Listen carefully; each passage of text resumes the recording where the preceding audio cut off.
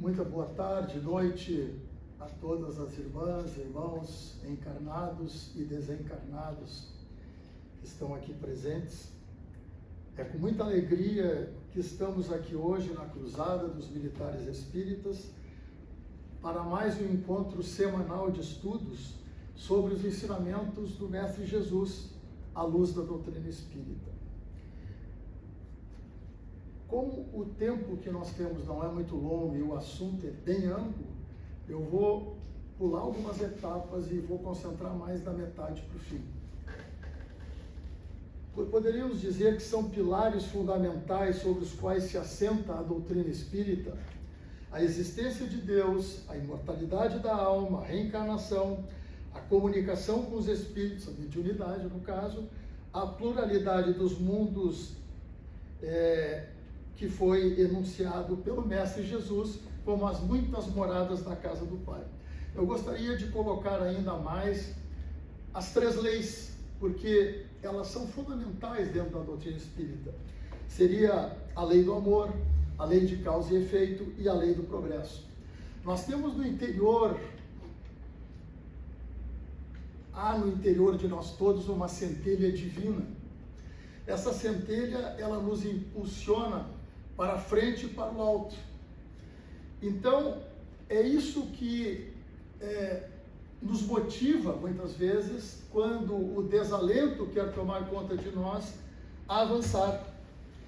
Existe uma realidade hoje que as mudanças estão cada vez mais aceleradas, porque os tempos, eles são chegados. Castro Alves fez um maravilhoso poema chamado Marchemos, em que várias estrofes podem ser utilizadas. Ele diz assim: tudo evolui, tudo sonha, na imortal ânsia risonha de mais subir, mais galgar. A luz, ela é algo que nos impulsiona e que nos esclarece.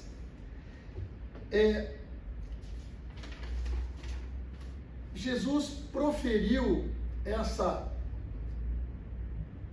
máxima: são muitas as moradas da casa do Pai, quando ele estava na última ceia que ele fez com os apóstolos, às vésperas da condenação e crucificação dele. E ele estava muito preocupado como é que estavam os apóstolos, porque eles sentiam que alguma coisa muito grave ia acontecer e que eles perderiam, possivelmente, mais cedo ou mais tarde, a companhia do Mestre amado, porque ele havia contrariado muitos interesses, ele havia mexido em muitas coisas que os poderosos não deixariam passar. Então Jesus disse assim: não se turbe o vosso coração, como quem diz, acalmem-se. Credes em Deus, crede também em mim. Há muitas moradas na casa do Pai. Se assim não fosse, já eu vou-lo teria dito, pois me vou para vos preparar um lugar, voltarei e vos retirarei para mim, a fim de que onde eu estiver também vós aí estejais. E depois ele disse, na frente de Pôncio Pilatos, ele disse: meu reino não é deste mundo. Então, o que ele queria fazer? Tranquilizar os apóstolos, destacar que esta terra imperfeita, material, não era a única morada, que ele voltaria, mas voltaria no íntimo de cada um, e que acontecesse o que acontecesse, eles continuassem acreditando em tudo que ele trouxe e vivenciou. Como, por exemplo, eu sou o caminho, a verdade e a vida. Eu sou o caminho porque eu trouxe uma mensagem libertadora. Eu sou a verdade porque eu mostro a vocês os reais valores que são compatíveis com a lei, as leis do grande arquiteto do universo. E eu sou a vida, porque quem trilhar o caminho, quem conhecer a verdade, conseguirá evoluir. Então, o que ele dizia, na verdade, era assim: lutem, meus amados, para que este reino imperfeito que existe aqui, no mundo material, bem como no interior das criaturas, com o trabalho de vocês possa ser transmutado no verdadeiro reino, que ele é apontado como sendo o reino que é dele, que é nosso, que é o reino do amor. Quais são as moradas da casa do Pai? Nós temos 3 grandes grupos que podemos interpretar caberem essas moradas. O primeiro deles é a dimensão interna de cada pessoa. O segundo é o mundo espiritual para o qual todos vamos e que, quando estamos na erraticidade, ou seja, entre uma vida e outra, nós nos hospedamos nas moradas desse mundo espiritual. E depois, o terceiro da dimensão material, que são esses planetas maravilhosos espalhados por toda a abóbada celeste. Então, o primeiro deles se refere ao que há no nosso interior, tá? As moradas que nós vamos construindo. Lao Tzu disse assim: cuidem os pensamentos, porque os pensamentos viram palavras, as palavras viram ações, as ações viram hábitos, os hábitos moldam o caráter e acabam moldando o destino. Já Hermes Trismegisto, um grande sábio da antiguidade, dizia: o universo é mental. Então isso nos chama a atenção que nós devemos ter bastante atenção com o que pensamos, porque o pensamento faz moradas. Se nós estivermos, por exemplo, com o pensamento no ódio, no egoísmo, no orgulho, na arrogância, no medo, na tristeza, na culpa, nós estamos colocando todo o nosso ser em uma morada construída na areia, que quando a chuva chegar, transbordarem os rios e soprarem os ventos, ela não resistirá.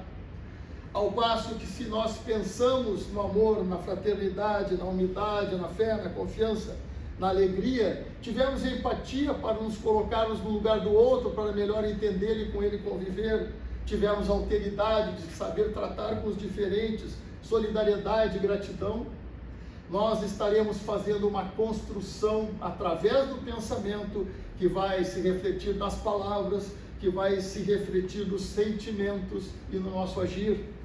Que quando a chuva chegar, transbordarem os rios e soprarem os ventos, a nossa casa resistirá.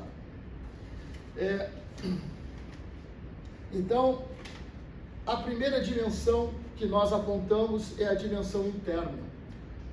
Cuidado com os nossos pensamentos, sentimentos, ações, palavras, porque eles também constroem moradas. Depois nós temos o segundo grupo, que é das dimensões espirituais. As dimensões espirituais, eu listei aquelas que são colocadas por Carlos Bacelli, e que são assim: começa com abismo, trevas, crosta terrestre, umbral, aonde se encontra no limiar do umbral ali, fazendo um trabalho socorrista maravilhoso, como vocês viram no filme. Depois arte, cultura e ciência, amor fraterno, universal e diretriz do planeta. Isso aqui nós não temos tempo para entrar em cada um, basta sabermos que, de acordo com a evolução do espírito, de acordo com a sua vibração, e isso é a coisa mais fácil da pessoa saber onde é que vai estar. Como é que é a vibração dele? Como é que ele se comporta em relação a terceiros? Como é que ele está moldando o seu espírito? Então, irá para regiões mais baixas ou para regiões mais altas. E depois tem o terceiro grupo, que é na dimensão material, que são os planetas da casa do nosso Pai. E aí tem os grupos que são os seguintes: os mundos primitivos, os mundos de provas e expiações, no qual se enquadra presentemente o nosso planeta Terra, o mundo de regeneração, para o qual estamos indo, depois os mundos felizes e finalmente os mundos divinos ou celestes. Mas há duas moradas que normalmente não são faladas. Uma que está no livro dos Espíritos, chamado mundos transitórios, e não devemos confundir com o que está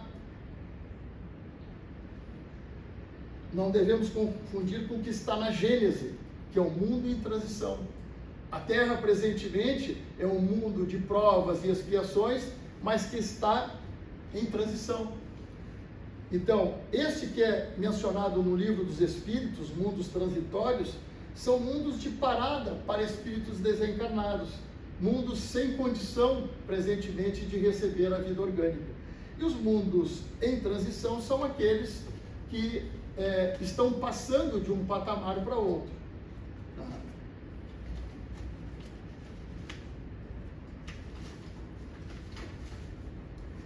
Há uma afirmação de Leon Denis e Herculano Pires e outra de Allan Kardec que são muito importantes, porque elas nos dão a ideia de que há uma progressão no nosso processo evolutivo.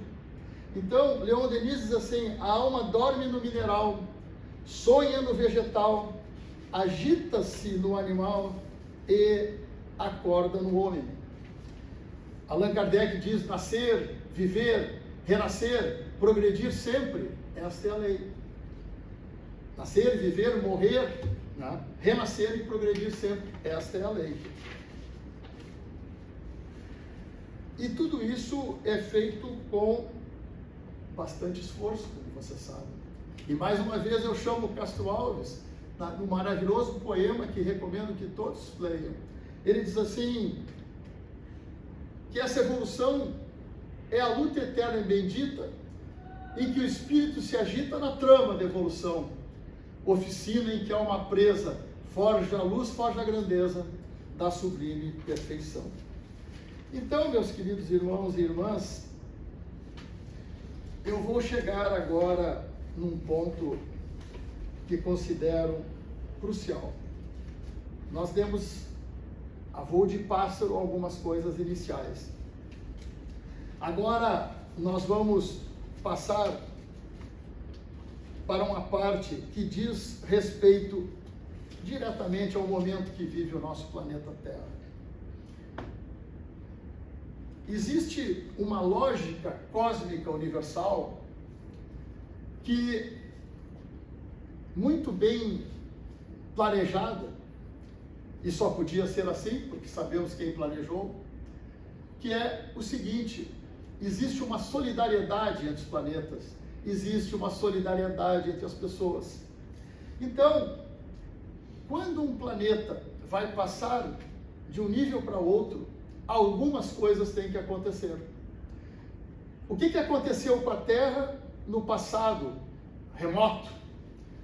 Quando a Terra foi passar de planeta primitivo para planeta de provas e expiações, uma multidão de espíritos vindos de outro planeta, da casa do Pai, de uma outra morada, e que não tinham condições de lá continuar, porque as vibrações deles eram incompatíveis com a evolução do planeta, eles foram enviados para a Terra, porque a Terra era primitiva.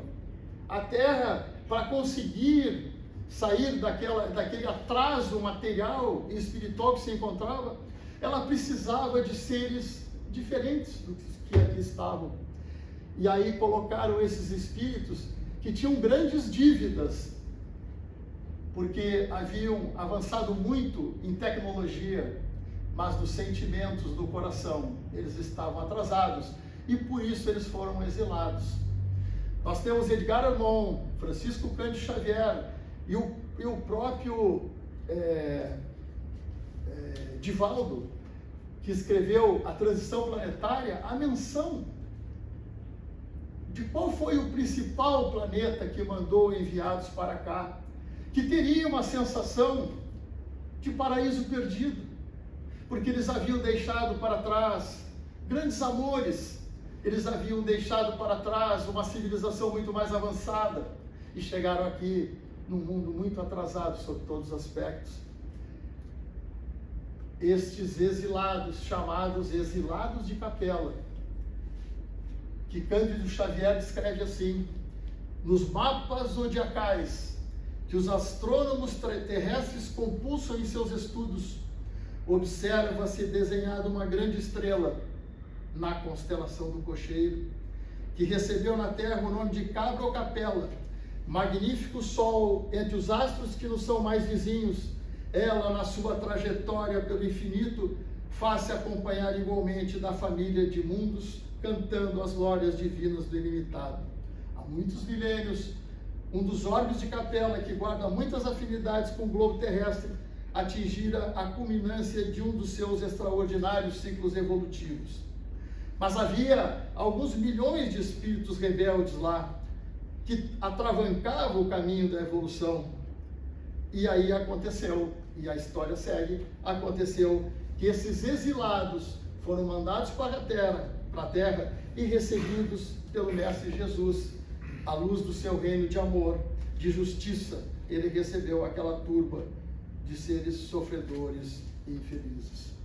Da mesma forma, Divaldo Pereira Franco, no livro Transição Planetária, ele diz lá o seguinte: esta não é a primeira vez que o mundo terreno recebe valores de outras moradas, atendendo à solicitação de Jesus Cristo, qual aconteceu no passado, no momento de grande transição de formas, quando modeladores do vaso orgânico mergulham na densa massa física, fixando os caracteres que hoje definem os seus habitantes, na constelação do Cocheiro, fazendo a menção à Capella.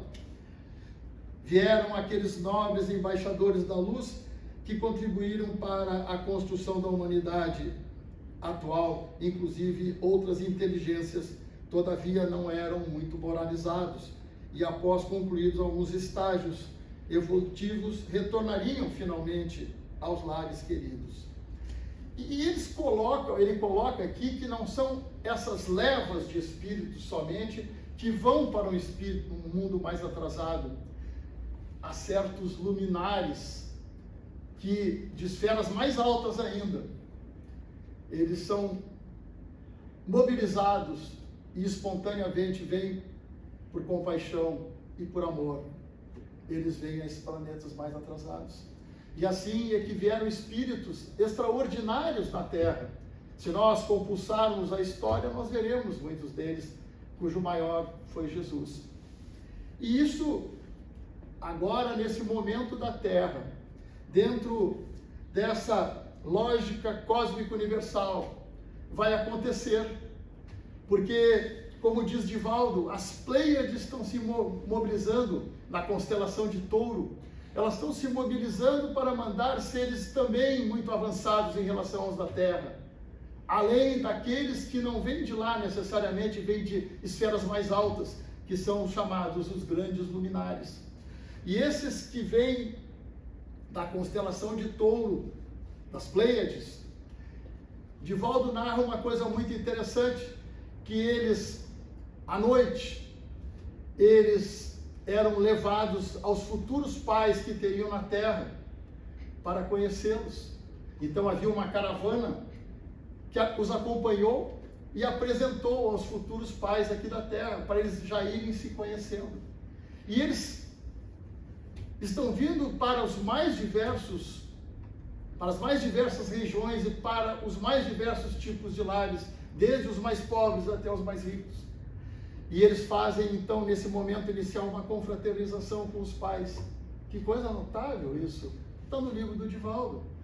Podem uns pensar de onde que eu estou inventando algumas coisas? Elas estão nos livros. Né? Estão nos livros.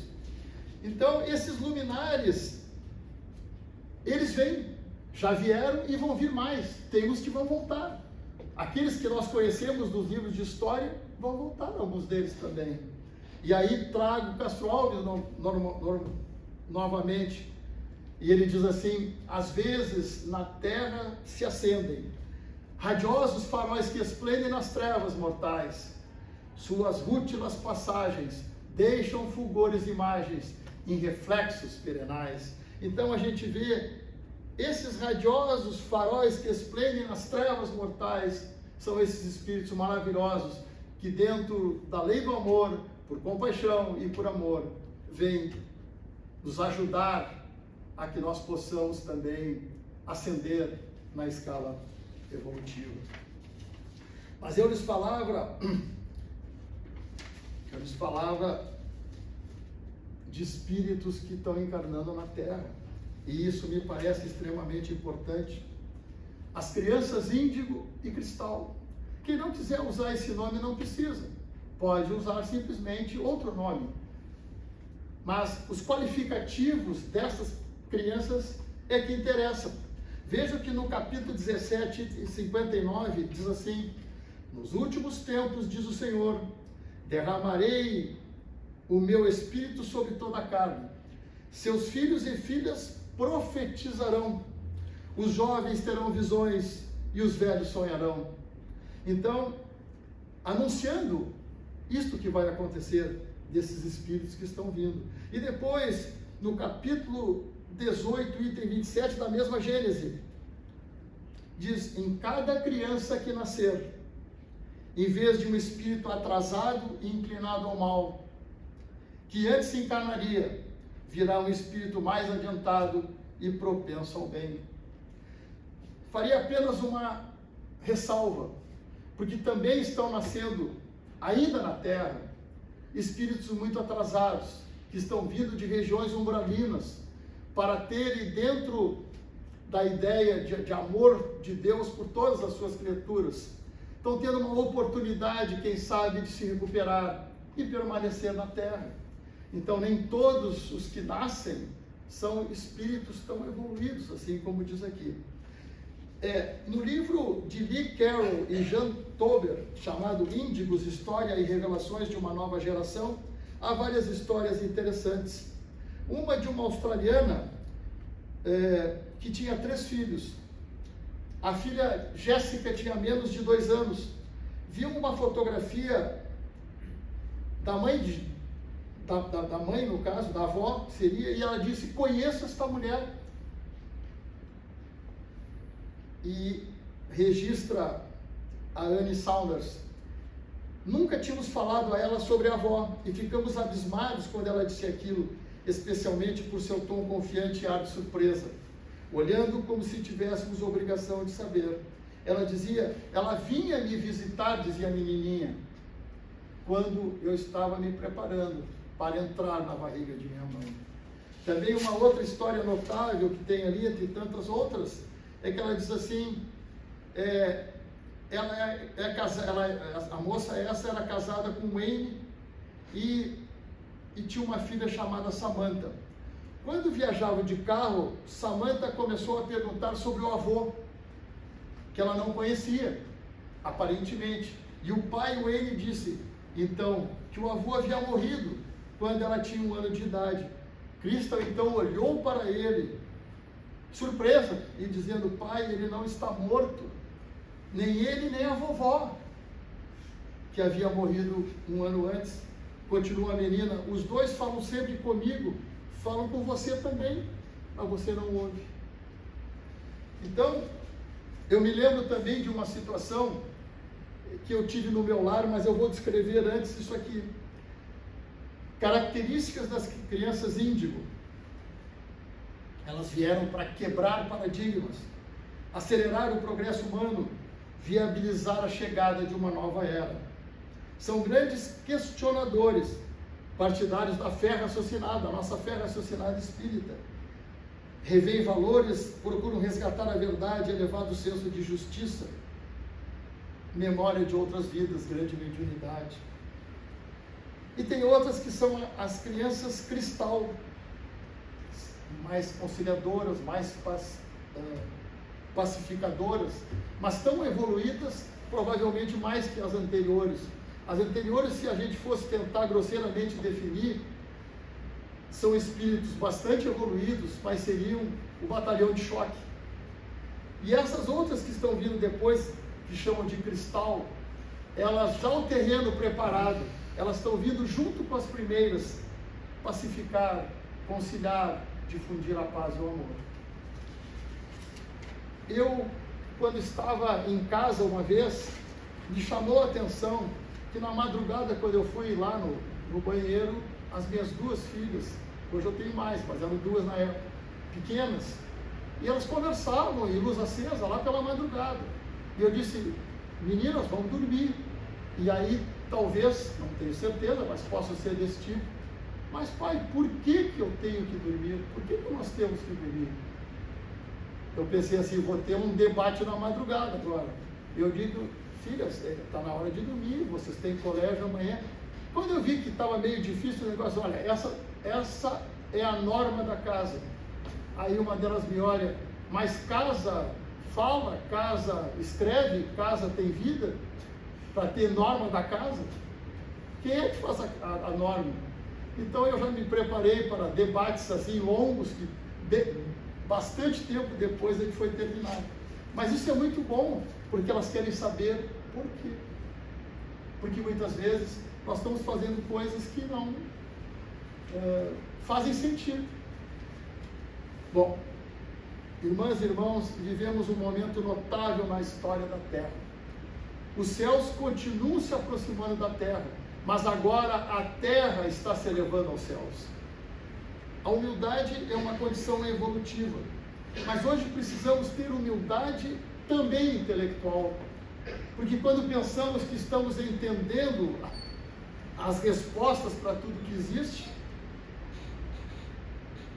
surgem outras respostas tão ou mais válidas que a nossa, e pior, mudam as perguntas.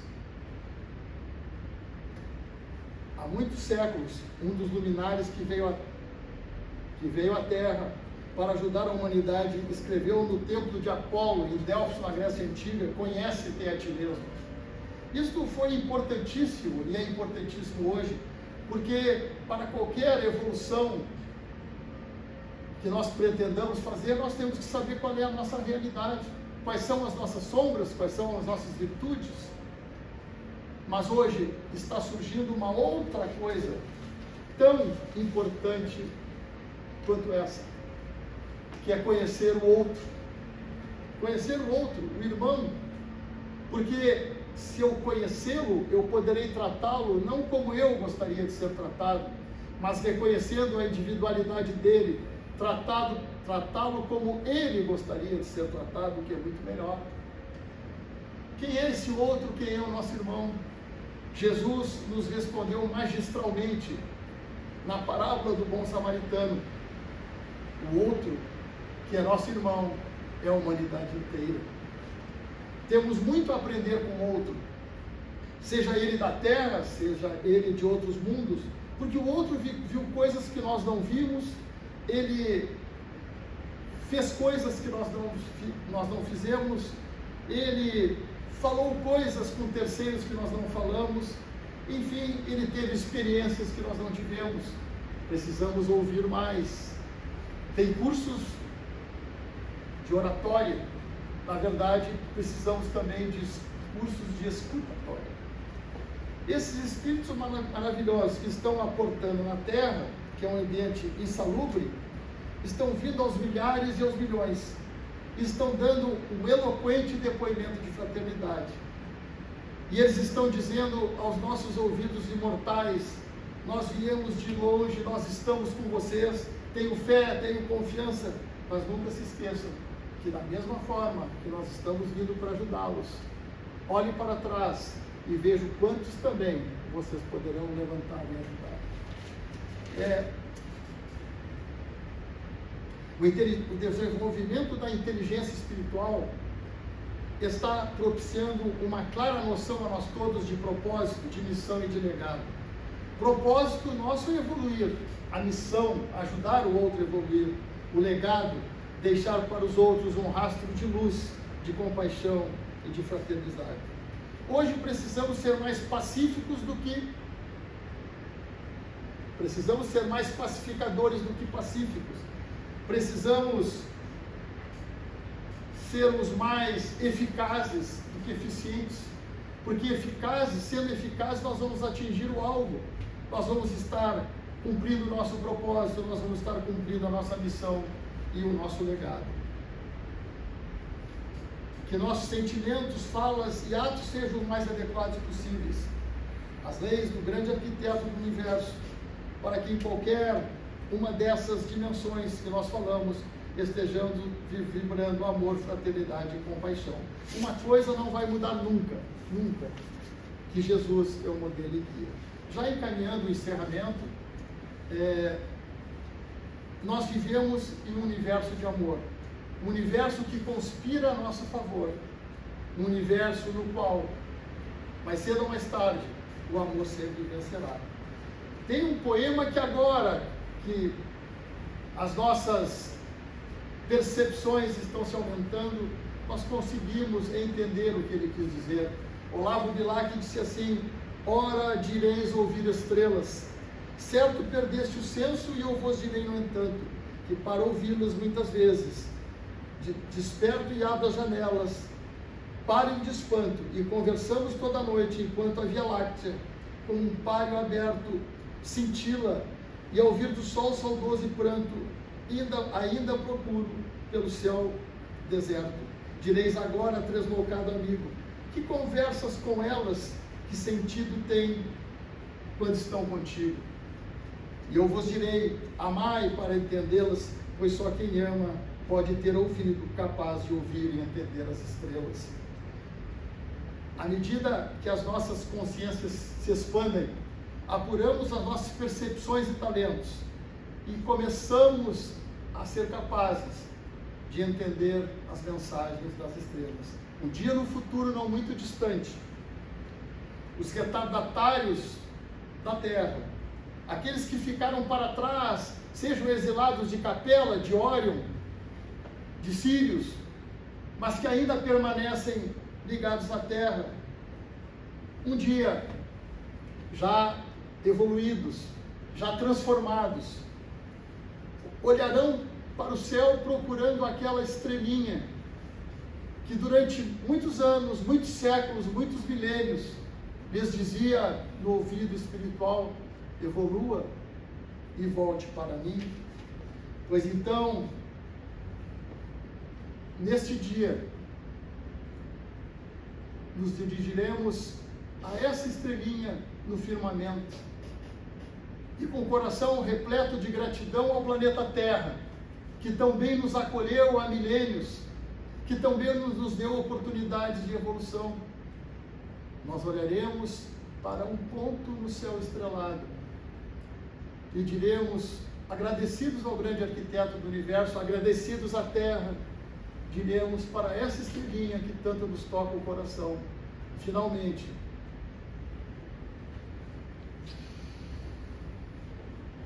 depois de tantos anos, estamos voltando para casa.